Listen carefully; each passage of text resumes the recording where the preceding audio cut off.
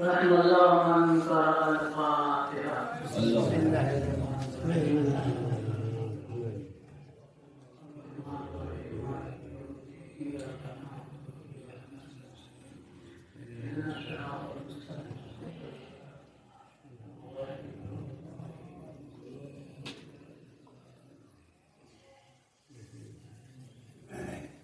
لا حول ولا قوة إلا بالله العلي العظيم.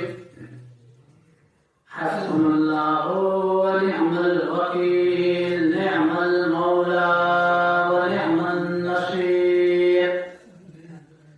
أعوذ بالله من الشيطان الرجيم. بسم الله الرحمن الرحيم. الحمد لله الذي هدانا لهذا وما كنا لنهتدي لولا أن هدانا الله. لقد جاءت رسل ربنا بالحق. الصلاة والسلام وتحية والإكرام على أشرف الأنبياء والمرسلين، خاتم النبيين، مولانا ومولى الثقلين، جد الإمام الحسنين أبي القاسم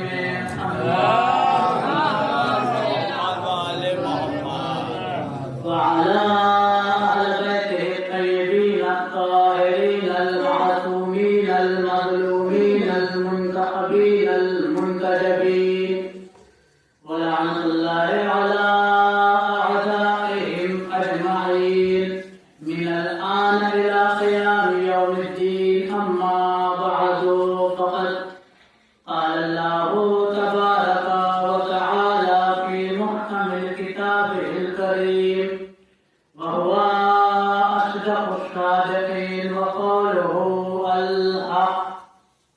بسم الله الرحمن الرحيم.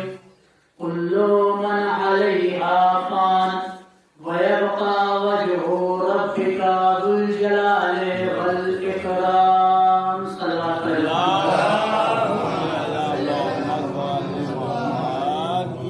آپ تمام مومنین سے گزارش ہے کہ ایک مرتبہ سورہ الحمد اور 3 مرتبہ سورہ توحید کی تلاوت فرما کر مرحومہ شہوار فاطمہ بنت تنویر الحسن کو اسلام دیا.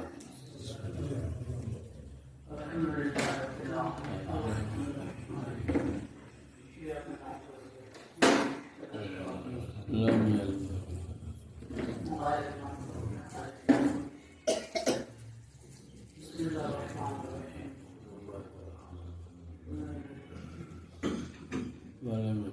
بسم اللہ.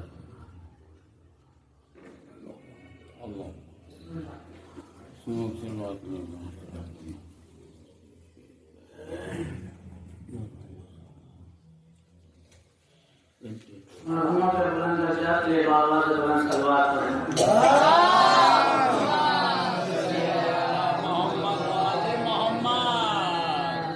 محترم بزرگان ملت اور شیعان حیدر کرار، اس دنیا میں جو آ چکا ہے وہ جا چکا ہے، اور جو آ رہا ہے وہ جا رہا ہے، اور جو آئے گا اس کو بھی جانا ہے.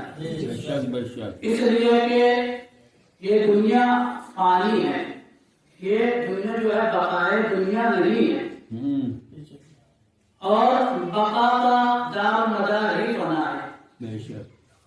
شاید پروردگار عالم اسی لیے قرآن مجید سورہ رحمان 55 نمبر کا سورہ ہے، اس کے آیت نمبر 26 اور 27 ہے، جس میں ارشاد باری تعالیٰ ہو رہا ہے کہ کل من علیہا فان، کہ جتنی بھی چیزیں ہیں اس دنیا میں سب کو فنا ہونا ہے. کوئی ایسی چیز ہے نہیں جس کو باقی رہنا ہے. لیکن آگے کی آیت میں فرما رہا ہے وَيَبْقَى وَجْهُ رَبِّكَ ذُو الْجَلَالِ وَالْإِكْرَامِ. اگر کوئی چیز باقی رہے گی تو تمہارے پروردگار کی عظمت اور کرامت والا چہرہ. اب مجھے اس سے بحث نہیں کرنا ہے کہ وہ چہرہ ان کا چہرہ ہے، کیونکہ میں بہت مجلس پڑھ چکا ہوں اور سنتے رہتے ہیں آپ لوگ. بس آج مجھے کچھ جو میت ہو جاتی ہے اس کو کچھ ثواب بیان کرنا ہے. کتنے ثواب ہے میت میں شرکت کرنے کی جہاں ان کے عالم سے.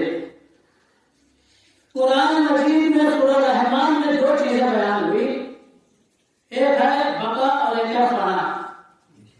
یعنی دنیا بقا ہے، دنیا نہیں ہے، ہمیشہ رہنے والی دنیا نہیں ہے. اگر یہ دنیا ہمیشہ باقی رہنے والی ہوتی تو جناب آدم آج بھی ہمارے درمیان موجود ہوتے. اگر یہ دنیا باقی رہنے والی ہوتی تو جتنے نبی ہیں آج بھی ہمارے درمیان موجود ہوتے. اگر یہ دنیا بقائے دنیا ہوتی تو جتنے بھی امام ہیں آج ہمارے درمیان موجود ہوتے. یہ دنیا ہمیشہ باقی رہنے والی نہیں ہے، اسی لیے یہ دنیا بقائے دنیا نہیں ہے. اس کے بعد دوسری چیز چھٹے امام جعفر صادق علیہ السلام کہ یہ دنیا جو ہے شائستہ دنیا بھی نہیں ہے. شائستہ دنیا مطلب ہوتا ہے تم دنیا کی خوبصورتی میں نہ جاؤ، دنیا خوبصورت ہے نہیں. یہ دنیا جتنی اچھی اپنے آپ کو سوار کر بتاتی ہے ویسی ہے نہیں. یہ دنیا جیسے اپنے آپ کو دلہن بنا کے بتاتی ہے ویسی ہے نہیں. اگر یہ دنیا خوبصورت ہوتی اور شائستہ دنیا ہوتی تو ہمارا علی جیسا مرتبہ مولا نے اسے 3 مرتبہ طلاق دے کر بتایا کہ دنیا کی خوبصورتی میں نہ جاؤ، یہ تمہیں صرف گھاٹا دے گی، تمہیں فائدہ نہیں دے گی. اس دنیا میں بس یہی فائدے. اس کے بعد چھٹے امام کی حدیث ہے کہ تاکید سے، بالکل تاکید سے انا کا لفظ جب لگتا ہے نا تو تاکید ہو جاتی ہے. انا کا لفظ تو تاکید سے چھٹے امام میں ارشاد فرما رہے ہیں کہ میت جب جاں کنی کے عالم میں، جاں کنی کے عالم جانتے ہیں نا، حالت احتضار، یعنی جب مرنے کے قریب ہو. دیکھیے اب ثواب کیسے بیان کرے چھٹے امام. تاکید سے اپنے صحابی علی بن مہزیار ان سے فرما رہے ہیں، علی بن مہزیار جب آدمی کوئی بھی مسلمان ہو، چاہے ہمارا چاہنے والا ہو یا چاہنے والا نہیں ہو، مسلمان اگر ہیں، اگر وہ جاں کنی کے عالم میں آ جائے تو سب سے پہلے آپ پر واجب علی بن مہزیار کو پیغام دے کر یہ تمام امت مسلمہ کو چھٹے امام بتا رہے ہیں کہ اگر آدمی مرنے کے قریب ہو تو سب سے پہلے یہ کام کرو کہ اس کا پیر روبہ قبلہ کر دو. اور یہ کیا جاتا ہے، آپ تو جانتے ہیں. چھٹے امام فرما رہے اس کا پیر جو روبہ قبلہ کر دو اور اس کا سر جو ہے قبلے کے اس طرف کر دو، تاکہ اگر اس کا سر اٹھایا جائے تو قبلے کی طرف ہو. اب علی بن مہزیار نے کہا کیا وجہ ہے کہ قبلے کی طرف اس کا پیر کیا جائے؟ چھٹے امام نے فرمایا کہ اگر کوئی شخص حالت احتضار میں ہو اور جو شخص اس مرنے والے کے پیر کو قبلے کی طرف کرتا ہے تو اللہ تعالیٰ اس کے نامہ اعمال میں 10 واجب نمازوں کا ثواب لکھ دیتا ہے. 10 واجب نمازوں کا ثواب لکھ دیتا ہے. اور یہیں پہ حدیث دے رہی چھٹے امام. آج شاید میری چھٹے امام کی حدیث اسی پہ مجلس تمام ہو جاتا ہے، وہی حدیث ہے. آگے چھٹے امام ارشاد فرماتے ہیں کہ جو شخص میت کا پیر روبہ قبلہ کرتا ہے اس کے نامہ اعمال میں 10 واجب نمازوں کا ثواب ملتا ہے. اور یہاں پر یہی فرمایا. اس کے بعد فرماتے ہیں کہ اے علی بن مہزیار، جب تم یہ کام کر لو، جہاں کنی کے عالم میں جو آدمی اس کا پیر اگر روبہ قبلہ کر لیا ہے تو اس کے قریب کلمہ شہادتین پڑھو جب تک اس کی جان نہ نکل جائے. علی بن مہزیار نے پوچھا کیوں؟ کیا جیتے جس نے کلمہ شہادتین نہیں پڑھا؟ کہاں پڑھا ہے، لیکن میں تمہارے ثواب کے لیے بتا رہا ہوں کہ اگر تم جہاں کنی کے عالم میں اگر کوئی انسان ہے اور اس کے قریب تم کلمہ شہادتین پڑھ رہے ہو تو اللہ تعالیٰ 10 حج کے برابر ثواب لکھ دیتا ہے. پہلا کیا ہے؟ اس کا پیر قبلے کی طرف کرو گے تو 10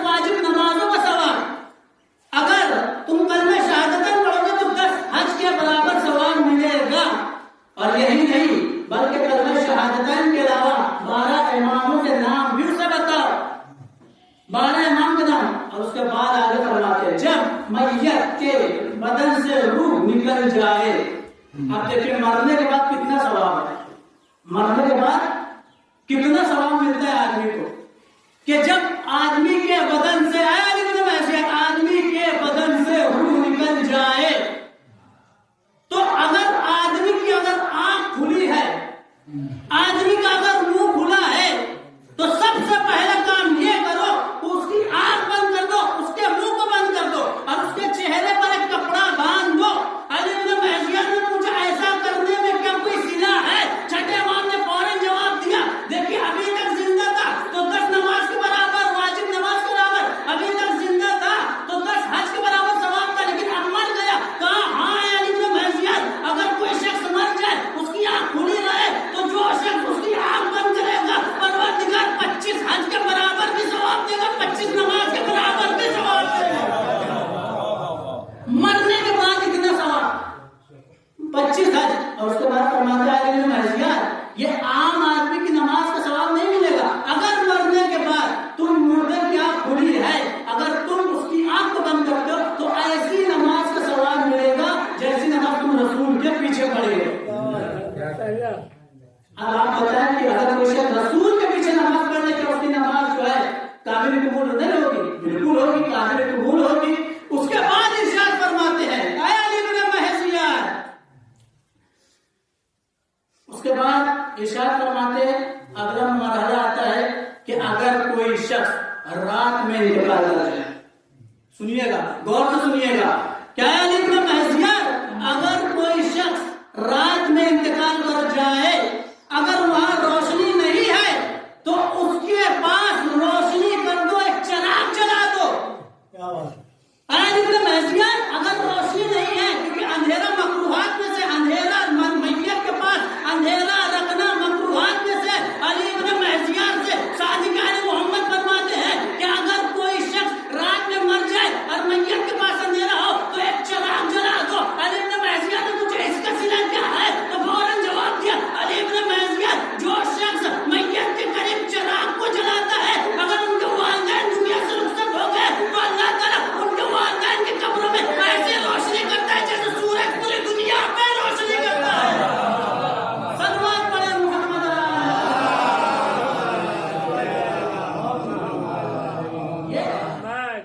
ہمارے معاشرے میں کیا لوگ میت سے ڈرتے ہیں, لوگ میت کے قریب جانے سے ڈرتے ہیں. بعض لوگ جو کراہیت محسوس کرتے ہیں کہ نہیں جانے, بعض لوگ ڈرتے نہیں.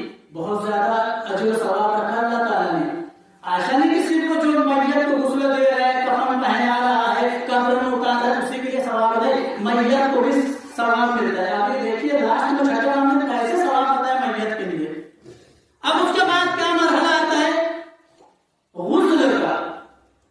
جب تمام چیزیں ہو جائیں تو میت کو غسل دیا جائے, میت کو غسل دیا جائے. اور صرف ایک پانی سے نہیں دیا جاتا ہے میت کو, 3 پانی سے غسل دیا جائے. آگ سے, آگ کافور, آگ خالص, یہ 3 پانی سے غسل دیا جائے تاکہ میت کا بدن پاک ہو جائے. علی بن مہدیان نے پوچھا کیا اس کا بھی کوئی صلہ ہے؟ کہا جناب موسیٰ کا واقعہ یاد کرو. علی بن مہدیان جب جناب موسیٰ کے زمانے میں ایک شخص مر گیا, دوسرا شخص اسے غسل دے رہا تھا, تو جناب موسیٰ پہاڑ طور پر گئے اور ایک سوال کیا, اے اللہ کیا مردے کو غسل دینے کا بھی کوئی ثواب ہے؟ اے اللہ کیا, دیکھیے یہاں جو میں کہوں نا آدمی ڈرتا کہ اس میں ڈرنے کی کوئی بات نہیں ہے. جتنا ثواب اللہ نے میت میں رکھا ہے اتنا ثواب کسی اور حیوان میں نہیں رکھا ہے.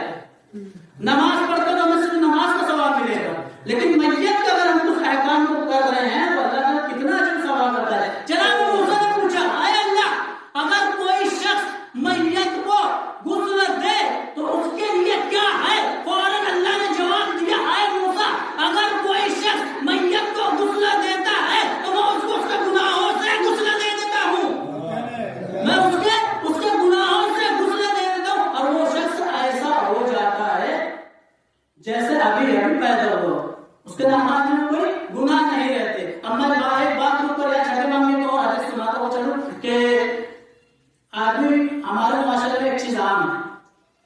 آدمی مر جاتا ہے، چاہے مرحوم ہو یا مرحومہ ہو، لیکن آدمی کی فطرت ہے برائی کرنے کی۔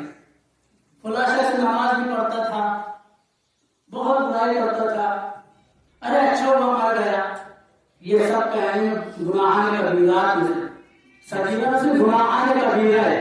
اگر کوئی شخص مر گیا ہے تو ایک بات اور کہتا ہوا چلوں کہ جتنی عزت اللہ مرنے کے بعد مردے کو دے دیتا ہے، عزت حیات میں نہیں دیتا۔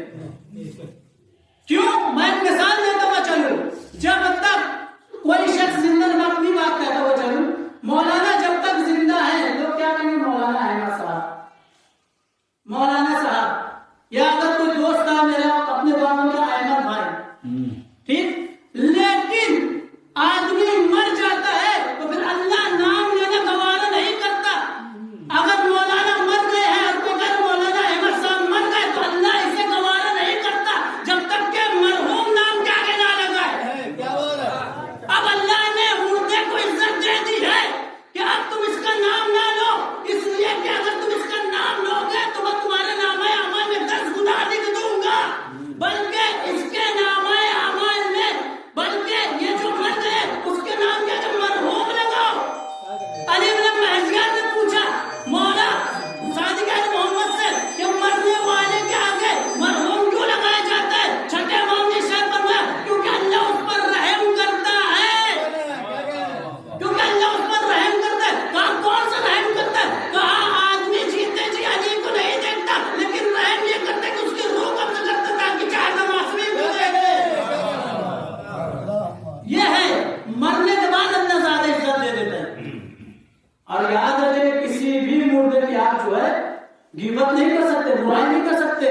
میں بالکل تاکید کے ساتھ سب سے کہہ رہا ہوں، کوئی بھی مردہ کتنا بھی گنہگار کیوں نہ ہو، آپ کو حق نہیں ہے کہ اس کے گناہ کو ظاہر کریں۔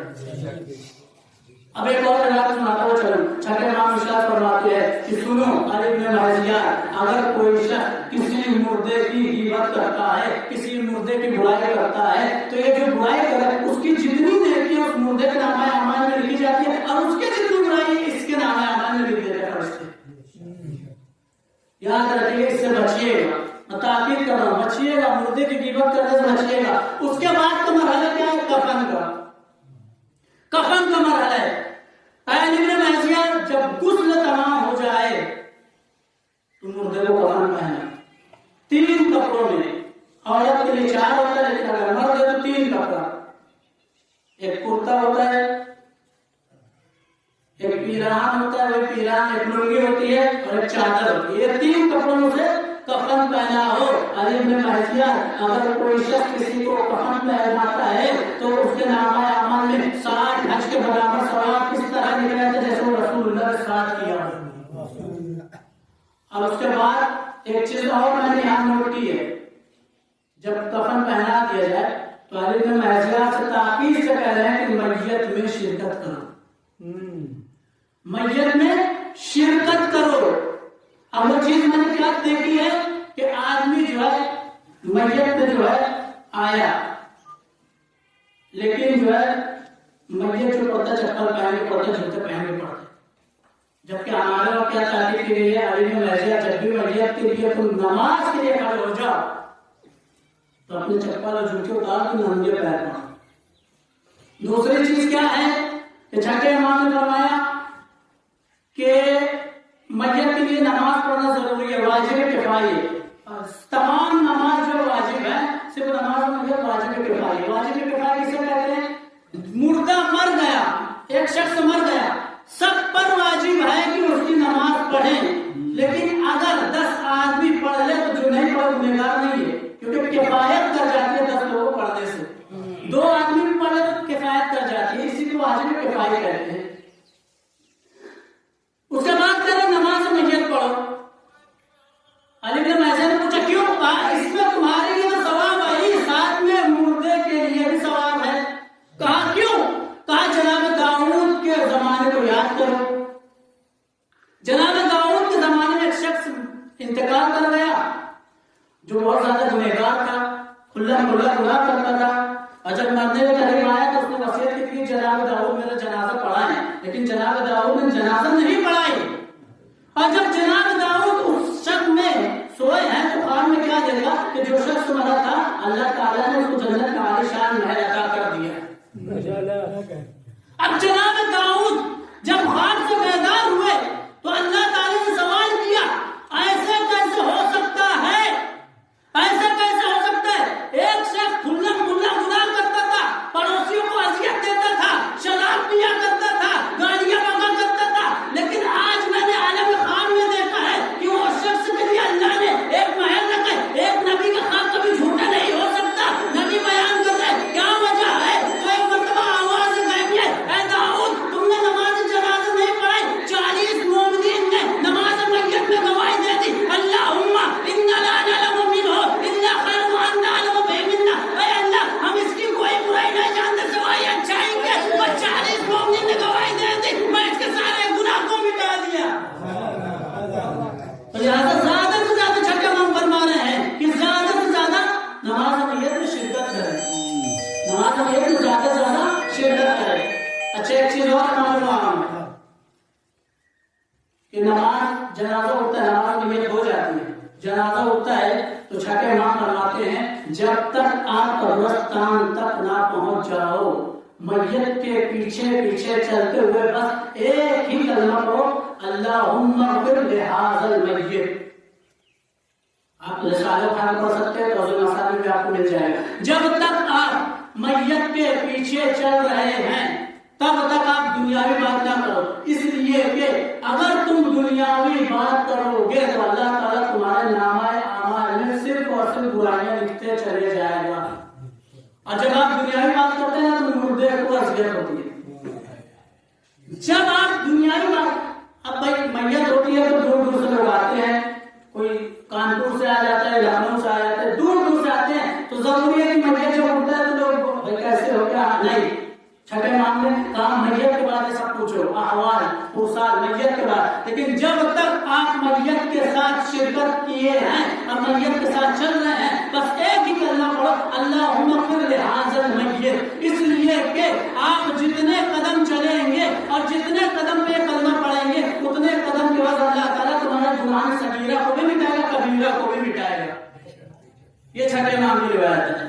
اور یہی نہیں، جب میت کو تم دفنا آ رہے ہو اس کے بعد دنیاوی بات نہ کرو جب تک کہ تم اپنے گھر نہ پہنچ جاؤ.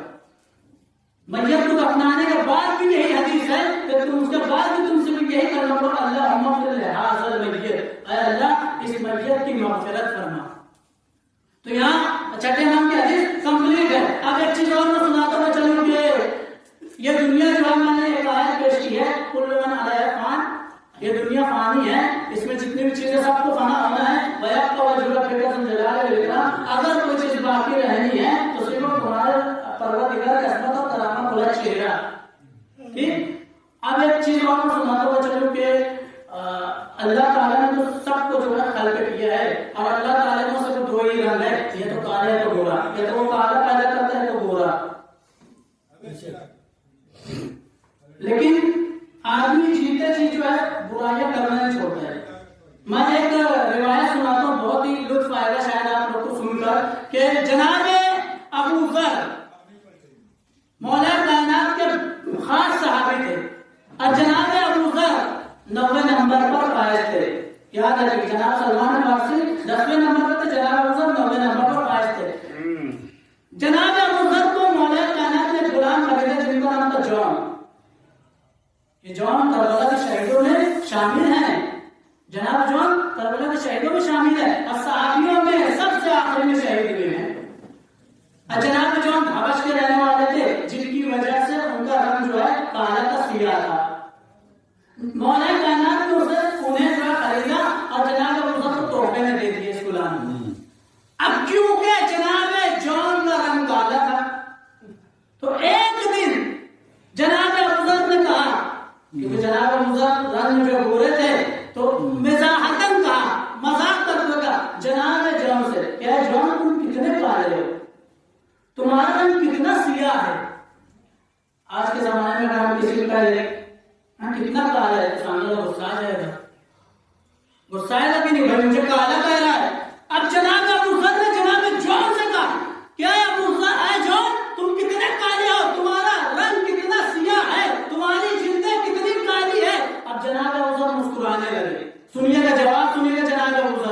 جناب جون کا جواب سنیں گا. یہ ایسا جواب جب کوئی دیتا ہے نا تبھی کربلا کے شہداء میں شامل ہوتے ہیں.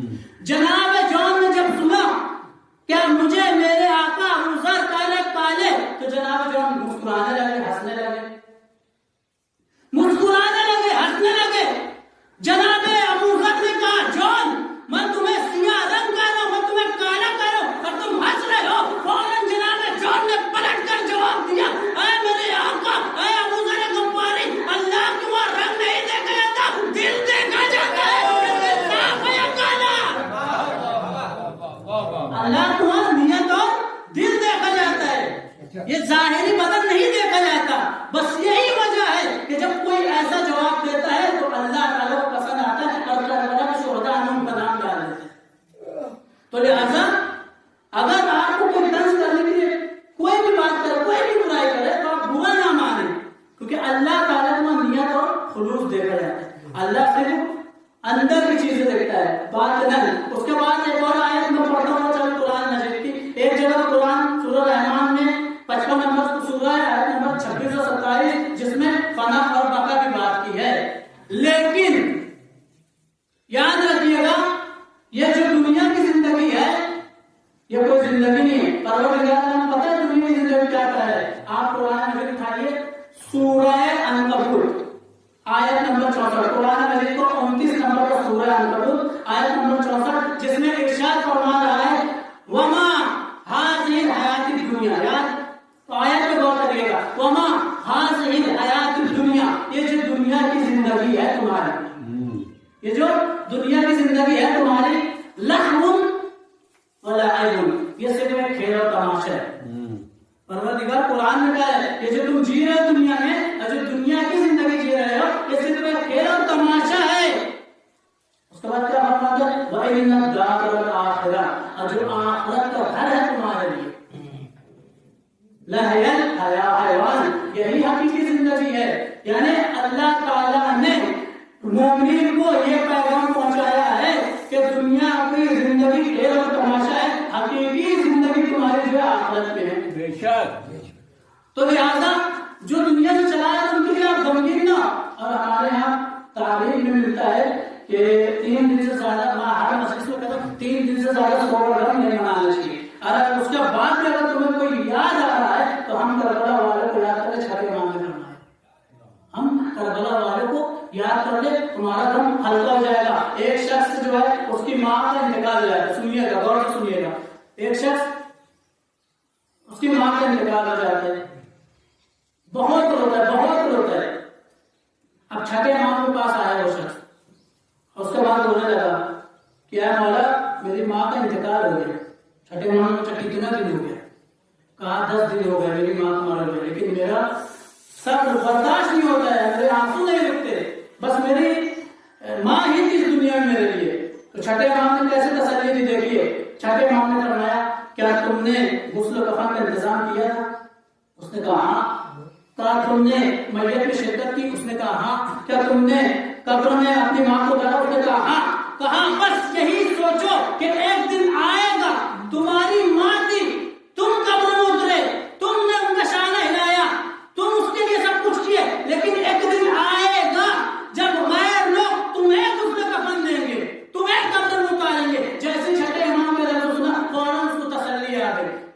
چھٹے امام نے پیغام دنیا والوں کو پہنچایا ہے کہ اگر تمہارا کوئی رشتہ دار مر جائے, تمہیں صبر ہونا ہے تو اپنی موت کو یاد کر لو کہ ایک دن تمہیں بھی مرنا ہے, تمہیں صبر آ جائے گا. اس کے بعد بھی اگر صبر نہ ہے تو کربلا والوں کو یاد کرو, کربلا والوں کو یاد کر لو, شاید تمہیں تسلی ہو جائے اور تمہارا غم ہلکا ہو جائے گا. لہٰذا یہ چھٹے امام کی ساری حدیثیں تھی, ایک روایت تھی جو کافی طویل تھی. تو لہٰذا یہ دنیا جو ہے بقائے دنیا نہیں ہے, یہ دنیا جو ہے شائستہ دنیا نہیں ہے. اس کے بعد سورہ عنکبوت میں تو پڑھ چکا. اب سنیے گا سورہ نحل, قرآن مجید کا 16 نمبر کا سورہ ہے اور اس کی آیت نمبر 96. ابھی میں تلاوت کر رہا تھا تو یہ آیت میری نظروں سے گزری یہاں بیٹھ کر, جب چلے پڑے جا رہے تھے تو سورہ نحل پڑھ رہا تھا تو یہ آیت میرے نظروں سے گزری. سورہ نحل آیت نمبر 96 پروردگار نے ارشاد فرما رہا ہے کہ وما عندکم, غور کریے گا, وما عندکم ينفذ, کہ جو کچھ بھی تمہارے پاس ہے سب کچھ فنا ہو جائے گا. جو کچھ بھی تمہارے پاس ہے سب کچھ فنا ہو جائے گا. وما عند اللہ باقٍ، اب جو کچھ اللہ کے پاس ہے وہی باقی رہے گا. کیا مطلب ہے اس کا؟ یعنی دنیا میں اگر تم نے مال و دولت جمع کر لی ہے، دنیا میں تمہاری اولاد ہے، تو یہ مال و دولت بھی ختم ہو جائے گی، تمہاری اولاد بھی ختم ہو جائے گی. لیکن اگر تم نے اچھے اعمال کیے ہیں اور وہ اللہ کے پاس ہے تو تمہارے اعمال اللہ کے پاس باقی رہیں گے. تو پروردگار عالم قرآن مجید میں فرمایا جو کچھ بھی ہے سب کو فنا ہونا ہے اور سب کچھ فانی ہے، لیکن تمہارے اعمال باقی رہیں گے. لیکن یہاں پر جو ایک مرحومہ کی میت کی اشارے ثواب کی مجلس ہے. میں جانتا ہوں یہ مرحومہ کسی کی زوجہ تھی، کسی کی بہن تھی، کسی کی بیٹی تھی. ماں کو بھی صبر نہیں آتا، شوہر کو بھی صبر نہیں آتا. ایک عرصے تک کسی کی بیوی ساتھ رہے، یقیناً بیوی چھوڑ کر چلی جائے، شریک حیات چھوڑ کر چلی جائے تو بہت زیادہ صدمہ ہوتا ہے. اگر ماں زندہ ہو تو ماں کو زیادہ صدمہ ہوتا ہے، اور ان سے بھی زیادہ صدمہ ہوتا ہے بھائیوں کو. لیکن میں ان سے تسلی کے لیے صرف ایک جملہ کہنا چاہوں گا. جہاں تک مجھے جانکاری اس کی طبیعت خراب تھی، کافی آپریشن بھی ہوئے، تو اس زمانے میں یہ چیزیں پاسبل تو ہے کہ ہم نے ایک مریض کو ہاسپٹل تک پہنچایا، اس کا علاج کروایا. اب موت تو برحق ہے، موت ایک بہانہ دیکھتی ہے. یہ جو بیماریاں ہیں وہ ایک بہانہ ہے موت کے لیے. اگر اللہ نے تمہاری عمر جتنی لکھی ہے اتنی آپ نے دنیا میں جی لی تو اس سے زیادہ جی نہیں سکتے، کیونکہ اللہ نے معین کیا موت اور رزق. آپ نے جتنا رزق آپ کے حق میں اللہ نے لکھا ہے اتنا آپ نے کھا لیا ہے، تو اس کے بعد آپ کو مرنا ہی ہے، پھر آگے کی روزی آپ کھا نہیں سکتے. لیکن میرا کہنے کا مطلب یہ ہے کہ آج کا جو زمانہ ہے، آج کے زمانے میں ہاسپٹل وغیرہ بہت سارے ڈاکٹرس ہیں، لیکن میں یہی بات کہتا ہوا چاہتا ہوں کہ اگر موت برحق ہے، موت لکھی ہے تو کوئی نہیں بچا سکتا، کتنا ہی بڑا ڈاکٹر کیوں نہ. ہم نے ایک مریض کو اٹھا کر ہاسپٹل تو پہنچایا، بچانے کی کوشش تو کی. اب اس کے حق میں موت لکھی تھی، مرحومہ کے حق میں موت لکھی تھی، تو مرحومہ اس دنیا سے رخصت ہو گئی. لیکن ذرا اس زمانے میں سوچئے کہ ادھر رسول کی یاد بن گئی، ادھر در سیدہ پر لوگ مال اور روپیہ لے کر جمع، اور بھرے مدینے میں سیدہ کا مرثیہ یہی تھا کہ بابا آپ کی آنکھ بند ہونے کے بعد مجھ پہ وہ مسائل ڈھائے گئے کہ اگر یہ پہاڑ پر ڈھائے جاتے تو پہاڑ ٹکڑے ٹکڑے ہو جاتے. ارے بابا آپ کے بعد مجھ پر وہ مسائل ڈھائے گئے کہ اگر یہ دن کے اجالے پر پڑ جاتے تو رات کی تاریخی میں تبدیل ہو جاتے. یہ سیدہ کا مرثیہ تھا. پتہ ہے سیدہ نے یہ مرثیہ کیوں پڑھا؟ کیونکہ سیدہ ابھی رسول کی آنکھ بند ہوئے 2 مہینہ نہیں ہوئے کہ سیدہ کا پہلو بھی شکستہ ہو گیا. سیدہ کے سینے میں کیل چبھی، سیدہ کا محسن پیٹ میں شہید ہو گیا. اور یہی نہیں تھا، یہی میں بات نہیں رکی. جب سیدہ دربار سے واپس آنے لگی تو ایک شکی نے سیدہ کو ایسا تماچا مارا، سیدہ زمین پر گری. حسن حسین یہ منظر دیکھتے رہ گئے. اے اماں، کاش آپ سے پہلے یہ حسن حسین رخصت ہو جاتے. یہ حسن حسین اس منظر کو تو نہ دیکھتے. بس ایک روایت اور ہے کہ امام حسن مصطفیٰ مدینے کی ایک گلی سے کبھی نہیں گزرے ہیں اور نہ گزرتے تھے. امام حسن کبھی ایک مدینے کی گلی سے نہیں گزرے، جب بھی وہ گلی آتی تھی امام حسن راستہ بدل دیتے تھے. امام کے چاہنے والوں نے پوچھا اے مولا جب یہ گلی آتی ہے تو آپ اپنا راستہ کیوں بدلتے ہیں؟ مولا نے اپنا مانگا اتارا، اپنے سر کو پیٹا. ارے وہی گلی ہے جہاں میری ماں فاطمہ کو تماچے مارے گئے. جب بھی میں اس گلی سے گزرتا ہوں مجھے میری ماں فاطمہ یاد آ جاتی ہے. آزاد